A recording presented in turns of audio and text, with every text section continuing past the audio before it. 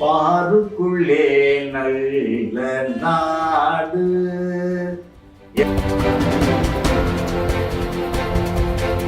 இந்தியான்னு ஒரு நாடு இருக்குது, அந்த நாட்டுக்காரங்க சுத்த காட்டுமிராண்டி.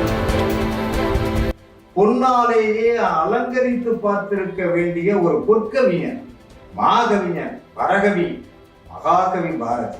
செந்தமிழ்நாடுன்னும் போது நீங்க வெங்காயம் வந்து காருக்குள்ள நீ இங்க என்ன கேட்கிற, அவன் என்ன சொல்றான்னு கேட்டால்லவா.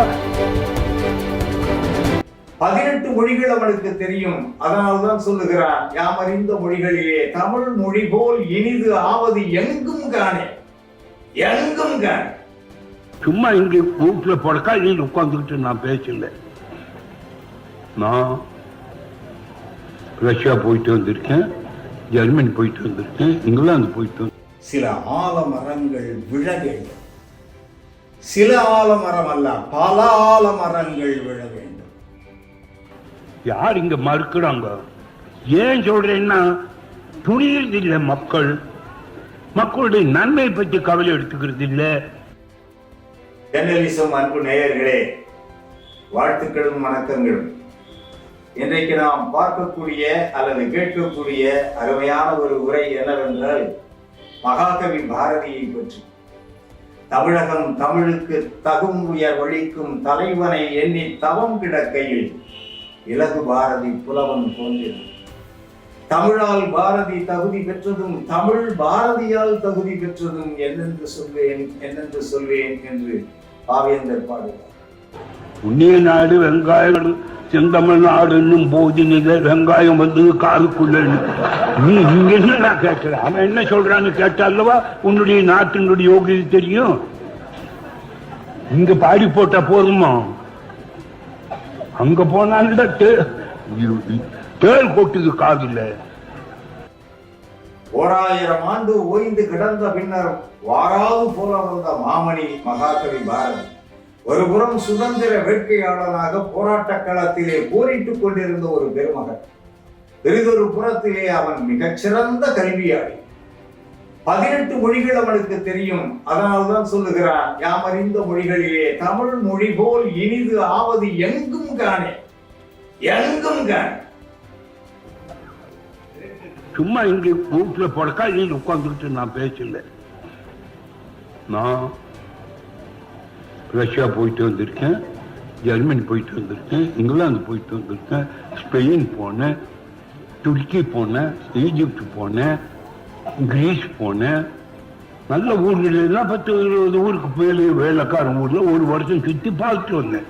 அவங்க பொம்பளைகளை அதிலே வெறுமையாக வெற்றி சொற்களை மட்டும் எண்ணி பார்க்கக்கூடிய அறிஞர்களுக்கு காதல் காதல் காதல் காதல் போயின் சாதல் சாதல் சாதல் என்று வெறும் சாற்றும் ஒரு பள்ளியிலேயே அவர்கள் திரும்ப திரும்ப பயின்று கொண்டிருப்பார்கள். இலக்கியம் எழுதுகிற முட்டாளு ஆரம்பத்திலேயே கல்யாண வீட்டிலேயே அவன் செவில பின்னால போயிட்டான்னு எழுதுறானே. இந்த மாதிரி ஒரு இலக்கியம் யாருக்கு என்ன லாபம் அப்படின்ட்டு நான் அந்த இதை பற்றி சொன்னேன்.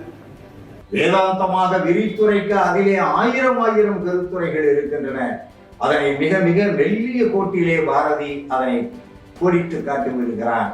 இதனை வேதாந்தமாக காண்க என்ற குறிப்பினை காட்டியிருக்கிறார். அவனுக்கு இத்தனை கடவுள், அவன் கடவுளுக்கு இத்தனை பொண்டாட்டி, அவன் கடவுளுக்கு இத்தனை வப்பாட்டி, அவன் கடவுளுக்கு வருஷத்துக்கு இத்தனை தடவை கல்யாணம், அது தேவடியா வீட்டுக்கு போகும். இவ்வளவு காட்டுமிராண்டி பசங்க உள்ள நாடு இந்தியா. காஷ்மீர் முதல் கன்னியாகுமரி வரையிலே ஒரு சேர பார்த்த ஒரு பெரும்புலவன் மகாகவி பாரதி. சில பேருக்கு ரத்தத்தை பார்த்தா பயம், சில பேருக்கு நாயை பார்த்தா பயம், சில பேருக்கு பேயை பார்த்தா பயம்வாங்க. ஆனால் இந்த மண்ணில் மட்டும்தான் அறிவாளிகளை பார்த்தால் இந்த முட்டாள் கூட்டத்துக்கு மிகப்பெரிய பயம். அப்படி ஒரு புயல் வர வேண்டும், இந்த தேசத்தை காக்க வேண்டும் என்று சொன்னால் கஜா புயல் போன்ற அப்படி ஒரு புயல் வர வேண்டும். சில ஆலமரங்கள் விழ வேண்டும், சில ஆலமரம் அல்ல பல ஆலமரங்கள் விழ வேண்டும். ஆசை என்றொரு ஆலமரம், ஆசை என்று ஒரு ஆலமரம், இது அகல விடுதுகளை ஊன்றிவிடும். ஊசி முனையில் ஆரம்பிக்கும், ஊசி முனையில் ஆரம்பித்தே உலகை விழுங்கத் தொடங்கிவிடும். ஆசை என்றொரு ஆலமரம், சுயநலம் என்றொரு ஆலமரம். இது சூழ்நிலையாலே வளர்ந்த மரம். அயலார் வாழ இடம் கேட்டால் ஒரு அங்குலம் தரவும் மறுத்துவிடும். கயமை என்றொரு ஆலமரம். மிக கற்றவர் கூட இதற்கு உரம். கயமை என்றொரு ஆலமரம், மிக கற்றவர் கூட இதற்கு உரம். முயற்சி, அறிவு, திறமைகளை இது மூடி போட்டு தடுத்துவிடும். பொய்மை என்றொரு ஆலமரம், பொய்மை என்றொரு ஆலமரம் பல போலி கரங்களை விரித்துவிடும். செய்யும் தொழிலே நிழலாக ஒரு செயற்கை பந்தலை கவிழ்த்துவிடும்.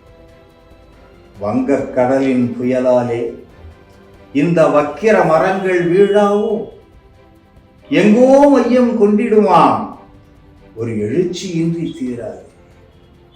சக்தி தாயின் திரிசூலம், அச்சக்கரப்படையின் போர்க்கோலம், திக்கை வளைக்கும் வலியோடு ஒரு திரண்ட காற்று வீசாவோ? இன்றைய மக்கள் பலருக்கும் இதுதான் ஏக்கம். சக்கரத்தாயின் திரிசூலம், அச்சக்கரப்படையின் போர்க்கோலம், திக்கை வளைக்கும் வலியோடு ஒரு திரண்ட காற்று வீசாவோ? அப்படி ஒரு புயல் வர வேண்டும். பல ஆலமரங்கள் விழ வேண்டும். நன்றி.